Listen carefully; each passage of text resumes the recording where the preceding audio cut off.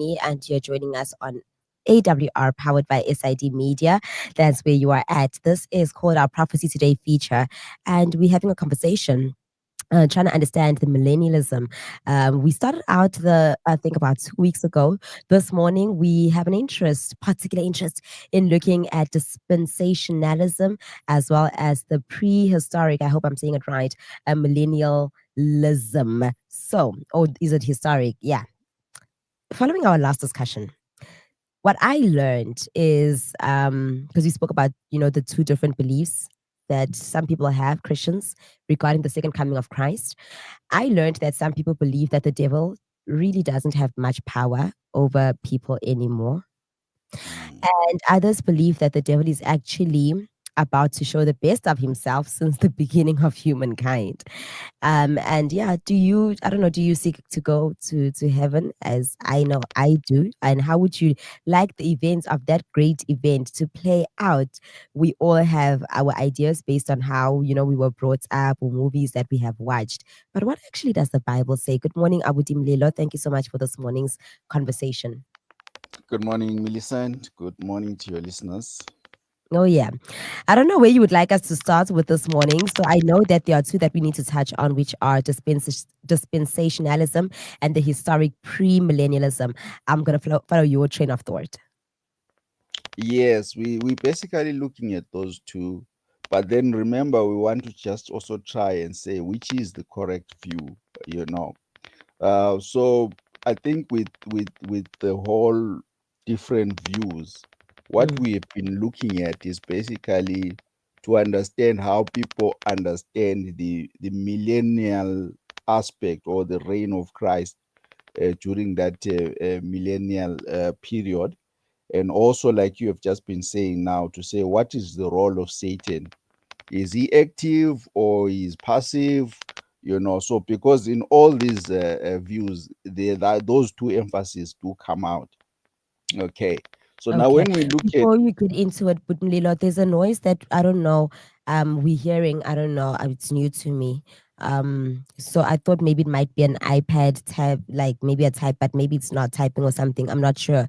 I don't know if you can hear something. I'm getting feedback when you speak. you getting feedback, okay, let me Mm. try and uh, I don't know whether it's my headphones or If it's headphones, maybe remove them. They sometimes do cause a distraction. It's better to be direct.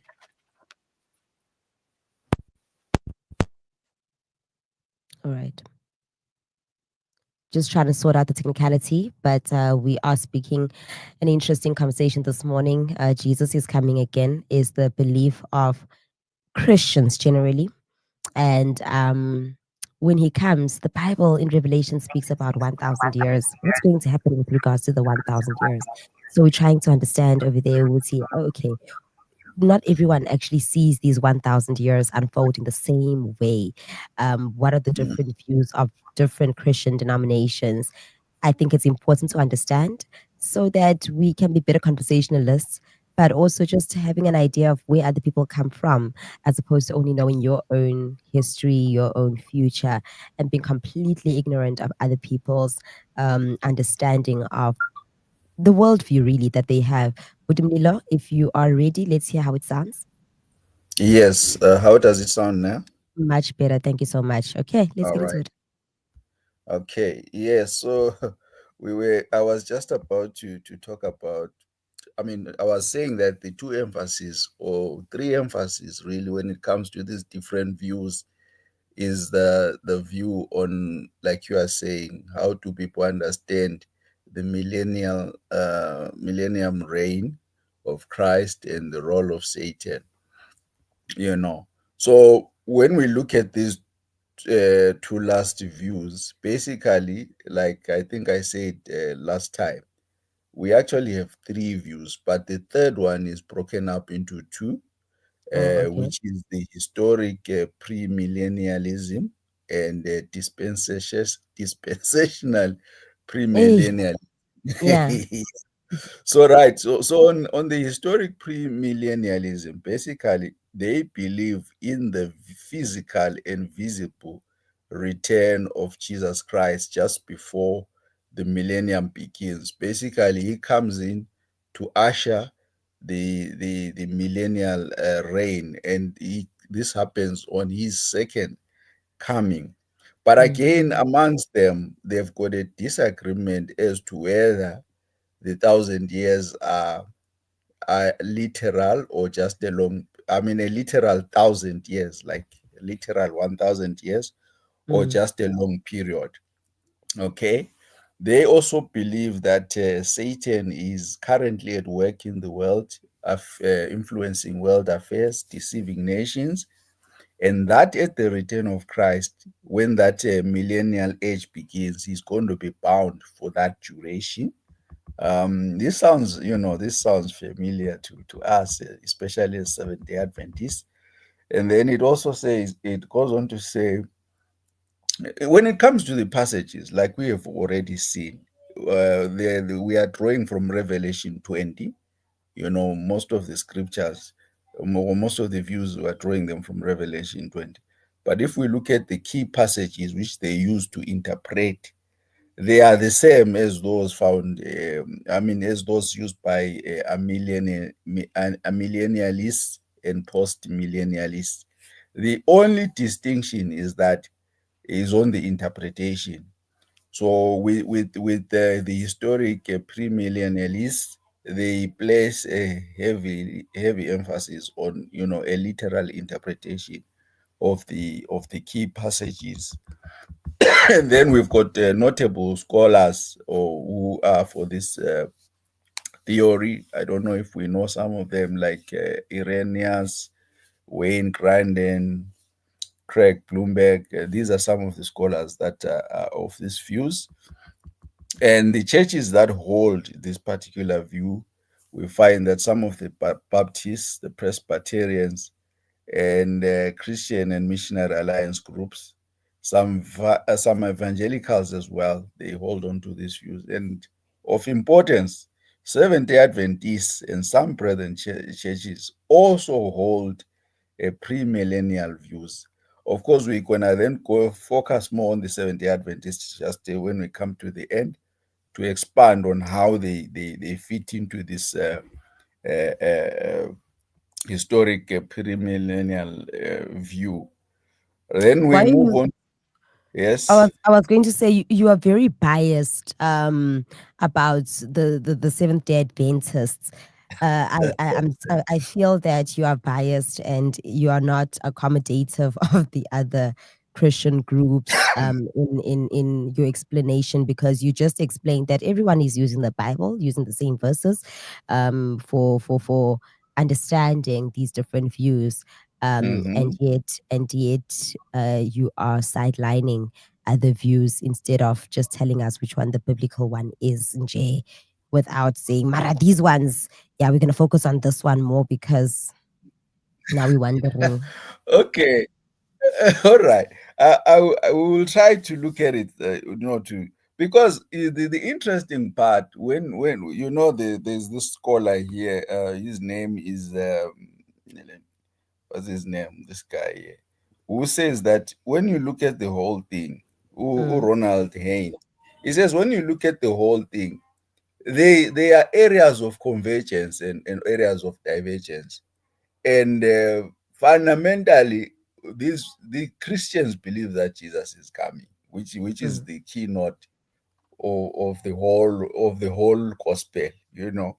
So as much as there are differences, there is a point of convergence which I think is very important, which is that Jesus is coming, and people need to prepare for his coming.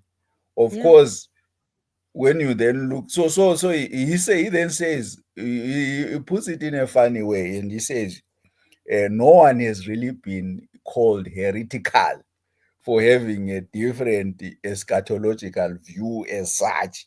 Although we would want to emphasize certain aspects because we believe in the preparation of his coming. There are things like the clause of probation and things like that. And when does that happen? Which are important for that preparation for one to be there. Also, views like, not everyone is going to be saved. I mean, those become a bit problematic. but in essence, there is a point of convergence in that Jesus is coming.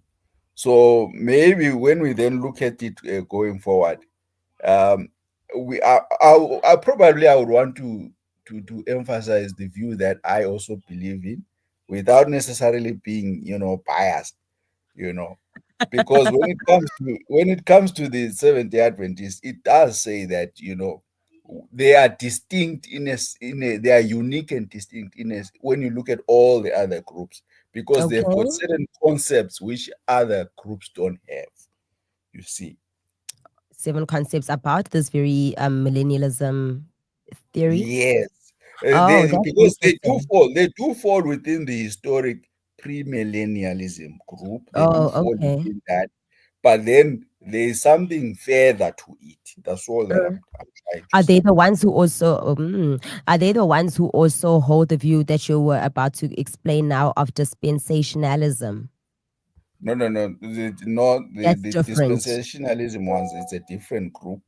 Okay. So I was just emphasizing that we'll then look at it more when we address to say which one is the correct view. We'll Oh, then try okay. to address that part. All right. If you're listening and you would also like to maybe contribute to the conversation, +277 3 470 3520. It is a WhatsApp number. So feel free to send your comments, your questions over there, or of course on our channels on YouTube or Facebook, and we will take notes of them. All right. Let's touch on, I think, the last one, which is dispensationalism.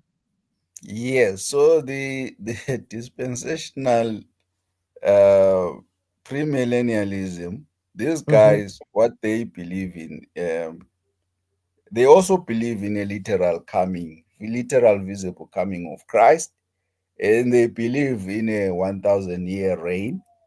But now the difference is that the millennial reign of Christ begins at the third coming of Christ. Okay. Remember, we've got the second coming and then we've got the third coming, Okay. you know. Okay. I Okay. think you would understand when we talk about the third coming. Should So we they explain believe, to other people who don't understand? I can try and explain it because I think, unlike you, yes, I'm not an yes, expert, so people can understand me a little bit more. you so, do go for it. so the first coming happened when Jesus came as a baby. That's the first coming. Hmm. The then obviously he died, but he was resurrected, guys. He's not an ancestor at all. He was like he resurrected that guy, like okay, that guy. He's in heaven. He resurrected. Okay, he's a living being. He's not a spirit. He's not an ancestor. Okay, sharp. So that was the first coming. The second coming is the one that we are waiting for now. Like we're looking around, like, oh, this world is so bad. Like what? Yeah, this world is terrible and we are looking for a savior. I know there are people who will be like, there's no one who's going to come and save you. Okay, we are on, there is someone who's going to come and save because the world is going to come to an end. That's what a lot of Christians believe. And that will be then the second coming when Jesus comes in the clouds and they explain how glorious it's going to be. And then of course after that there are issues again with regards to some people believing whether 1000 years is going to happen right there and then, who is saved, who is not saved, what happens to them. There are different views. There are those who believe people will be on the earth, some people go to heaven. Like there are different views, but that is the second coming, when he comes, the one that we are waiting for now. The third coming is for those people who then believe that Jesus came the second time, obviously went up to heaven, but with people, ne? With human beings. He went to heaven with people and he lived there for a period of time. Again, this is a contentious issue depending on which view you hold about the millennialism, but he lived in heaven for some time. The third coming then would be that he's going to come again with the people who he went to heaven with. That would then be the third coming. And my understanding, I think, is the third coming would be the last coming because he doesn't necessarily go back to heaven again and all that stuff. And I think that that's a conversation I would dimly law about. Does that mean heaven ceases to exist. I think that's something that we can touch on a bit later about, okay, Yeah. what happens to Yeah. this heaven that we know now, Mm, if mm, he's going to mm. set up his throne here. But Yeah. yeah, so I try to explain. Let's talk about now the third coming. Kgotsagalang. Yes. So like you're correctly putting it. So they believe that because according to them, the second coming is a secret rapture. Okay. Okay. It's not. Yeah. It says they believe in the concept of the secret rapture where Christ comes, but not everybody sees him and all, and people are taken away secretly. But he then becomes only, it becomes only visible when he comes for the third time, like you are saying now, coming with those people that he took secretly, for the 1,000-year reign here on earth. Mm. Okay. They also believe that Satan is active at work to resist the church and undermine God's people. And they also believe that he's going to be bound for the duration of the millennium and only released for a final confrontation after that 1,000-year activity. Um, they use interestingly, they Mm. also use Daniel 9, the 70 weeks prophecy, which is part, I Oh, think, of wow. the 2300 days, to interpret some of their thoughts or their positions. They've got they've like broken up the gospel into dispensations. Like they talk about the age of innocence, conscience, human government, promise, law, grace, and things like that. All right. But fundamentally, they Interesting. believe in a visible coming of Christ. But when? At that time. You understand? So the Okay. second time, I'm trying to understand with Mhm. this view, the second coming of Christ, what's going to happen? It seems because it's a secret rapture, it's so people just disappear. Mm, I mean, there's a lot of literature around the secret rapture. okay, okay. You'll So know that even he has when it come comes the because, second time, but it's like people are just zapped up secretly. They just disappear.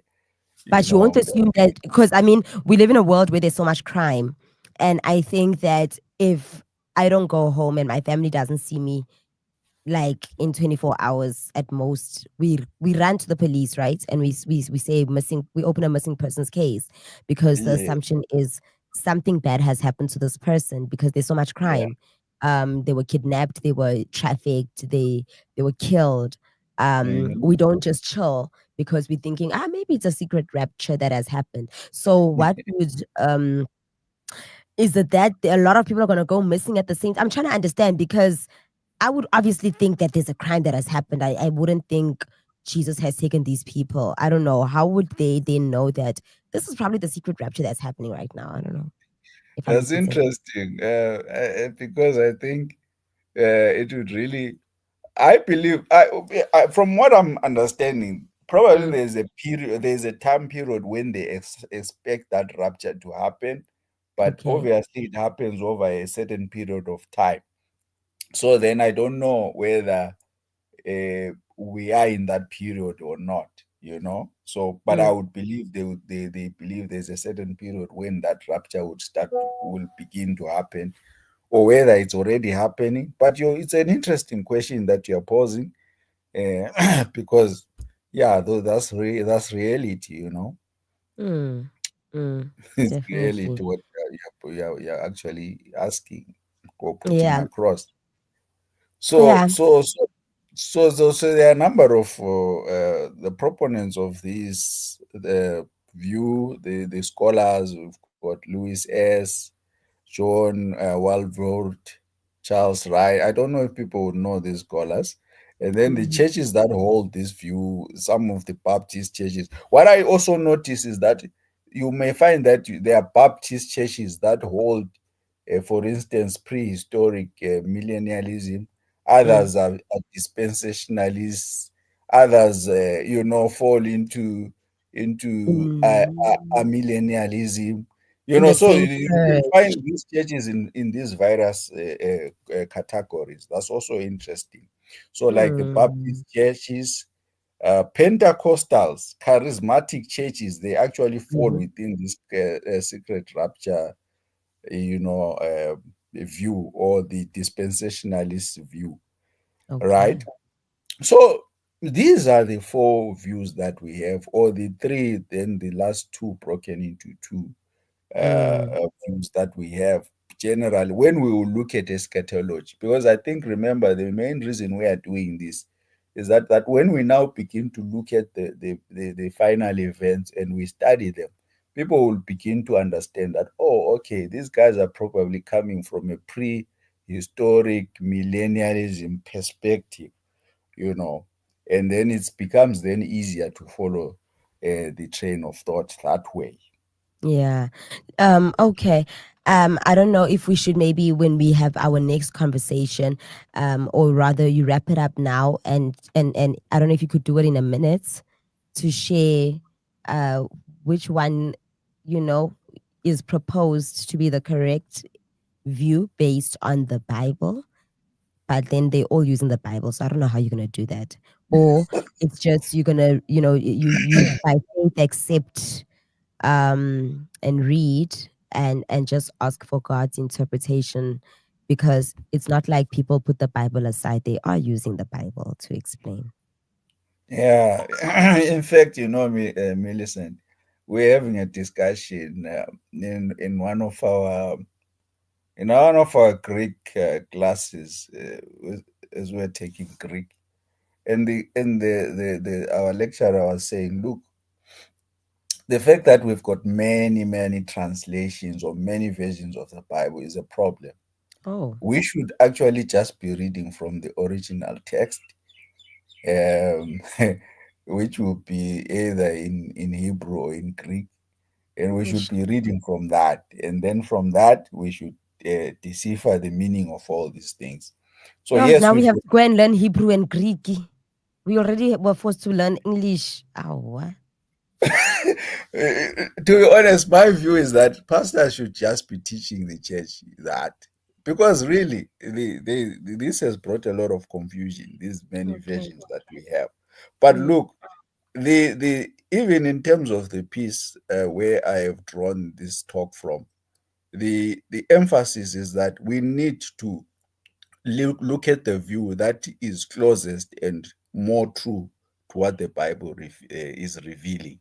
mm. And I don't know, you will say I'm biased and all that, but I just wanted to touch to say, remember, I spoke about the Seventh day Adventist eschatological view, to say that it has other components which other groups don't have, or Mm. other churches don't have. And one of them is I'll just maybe touch on just five of them: Well, we investigative don't have justice. time to do that. Maybe what we can do is, since you Oh, need to, so that you give us a proper overview, we can all right, definitely do it. all right. I think in our next session, In our next because session. in our next Yeah. session, because then yeah, I'll give you enough time to then, and we can also probe you. Yeah, well, because we don't have time to probe you, which is not fair. I don't like that. So No, yeah. it's fine. It's fine. We can leave it at that. Yeah, we can leave it at that, Okay. to say we look Perfect. at time. Perfect. That's where we're gonna leave it about the pre-millennialism. I mean, yeah, the millennialisms. Bona, these English words are so long. So today we learned about the historic millennialism, or is it pre-millennialism, and the dispensationalism, and we're Yes. going to continue next week on this. I know it's a lot of big concepts, but I hope that by the end of the study, we will have arrived somewhere. We listen. We are on a journey to somewhere. Okay, so don't be impatient with us. We traveling, and there's a plan over here. We here to learn together and be edified. And I hope that you definitely were today. But Mlilo, be blessed as you continue in your studies and in worship today. Thank you so much for joining us this morning.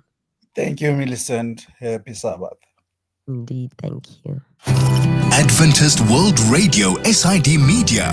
We are not general practitioners. We